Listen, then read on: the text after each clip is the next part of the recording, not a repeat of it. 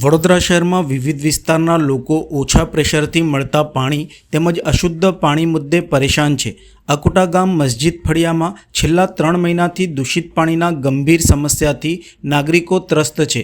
વારંવારની રજૂઆતો બાદ પણ પરિણામ ન આવતા જેને લઈને આજે લોકોએ જળશક્તિ મંત્રી CR પાટીલની જ્યારે વડોદરામાં હાજરી હોય ત્યારે ભારે વિરોધ નોંધાવ્યો હતો। મંત્રી, મેયર, નગરસેવક સહિત મહાનગરપાલિકા તંત્રને આ દૂષિત પાણી સપ્રેમ ભેટ આપવાની પણ તૈયારી દર્શાવી હતી। સ્માર્ટ સિટી વડોદરામાં ના તો બ્રિજ સુરક્ષિત, ના તો રસ્તા સુરક્ષિત કે ના તો નળમાંથી આવતું પાણી સુરક્ષિત। પ્રજા ટેક્સ ભરે છે પણ પ્રાથમિક સગવડો આપવામાં તંત્ર નિષ્ફળ નીવડ્યું છે। તંત્ર લોકોને શુદ્ધ અને પૂરતા પ્રેશરથી પાણી પણ ન આપી શકતા લોકોની નારાજગીમાં વધારો થયો છે। વડોદરાના અકોટા ગામ મસ્જિદ ફળિયા વિસ્તારમાં સ્થાનિકોના જણાવ્યા અનુસાર છેલ્લા 3 મહિનાથી નાગરિકો દૂષિત દુર્ગંધવાળું પાણી વિતરણ થતાં લોકો તે પાણી પીવા માટે મજબૂર બન્યા છે।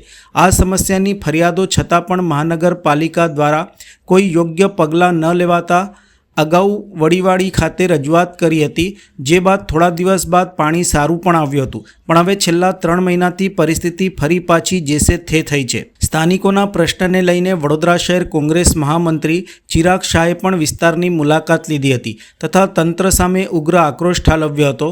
તેમણે જણાવ્યું હતું કે આજે શહેરમાં જળશક્તિ મંત્રી CR પાટીલની જ્યારે વડોદરામાં હાજરી હોય તેમને પણ આ પાણી ભેટ અપાશે તેમ કહી મેયર, કોર્પોરેટર અને પાલિકા તંત્ર સામે નારાજગી વ્યક્ત કરી હતી। ભાજપના 30 વર્ષના શાસનમાં પણ આજ સુધી તેઓને શુદ્ધ પાણી નથી મળી રહ્યું। સ્માર્ટ સિટીના નામે કરોડોના બજેટ ફાળવવામાં આવે છે પણ મૂળભૂત સુવિધાઓમાં ભ્રષ્ટાચાર છુપાયેલો છે તેવા આક્ષેપો પણ કર્યા હતા। હજુ પણ વહેલી તકે સ્થાનિકોની સમસ્યાનું નિરાકરણ નહીં આવે તો સોમવાર કે મંગળવારે આ દૂષિત પાણી લઈને સ્થાનિક કાઉન્સિલરોના નિવાસે જઈને લાગતા વળગતા અધિકારીઓને મળીને તેમને આ પાણી ભેટ અપાશે તેવી ચીમકી ઉચ્ચારી હતી। અકોટા મસ્જિદ ફળિયું આ વિસ્તાર છે, છેલ્લા 3 મહિનાથી આ પ્રકારનું પાણી આ લોકોને આપવામાં આવી રહ્યું છે કોર્પોરેશન દ્વારા। વારંવાર અમે અધિકારીઓને જાણ કરી છે। અમે મોરચો લઈને વડીવાડી પણ ગયા। જ્યારે વડીવાડી ગયા ત્યારબાદ બીજે દિવસથી ચોખ્ખું પાણી માત્ર 5 થી 10 દિવસ માટે આવ્યું અને ત્યારબાદ ફરી પાછું આ જ પ્રકારનું પાણી આ લોકોને મળી રહ્યું છે। અમારી તો આ સ્પષ્ટપણે માંગણી છે, આ તમામ લોકોની સ્પષ્ટપણે માંગણી છે કે જ્યારે આજની તારીખે જલશક્તિ મંત્રી જ્યારે વડોદરામાં આવી રહ્યા છે તો આ તમામ લોકોની એ ઈચ્છા છે કે આ જે પાણી અમને પીવડાવવામાં આવે છે તો આ અમે એમને સુપ્રીમ ભેટ આપવા માગીએ છીએ।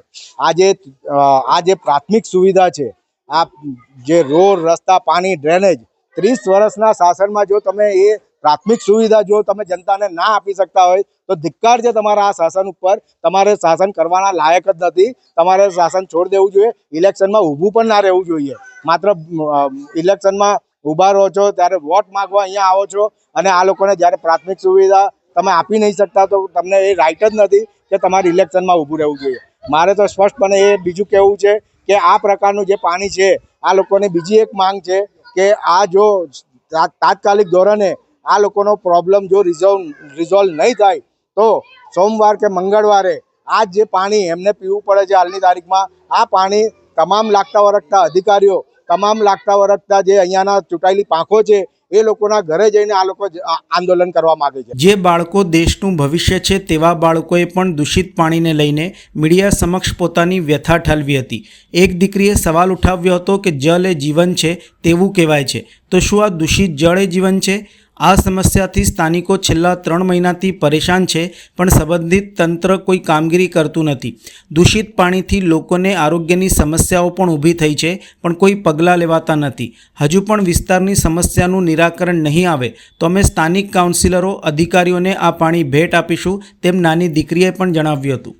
મારું નામ પટેલ આમિના ઇમરાન છે। અહીંયા આગળ અમારા અકોટા વિસ્તાર મસ્જિદ ફળિયામાં ખૂબ દૂષિત સતત દિવસથી 3 મહિનાથી સતત ખરાબ પાણી આવી રહ્યું છે અને અમને પીવાનું પાણી ચોખ્ખું નથી મળતું।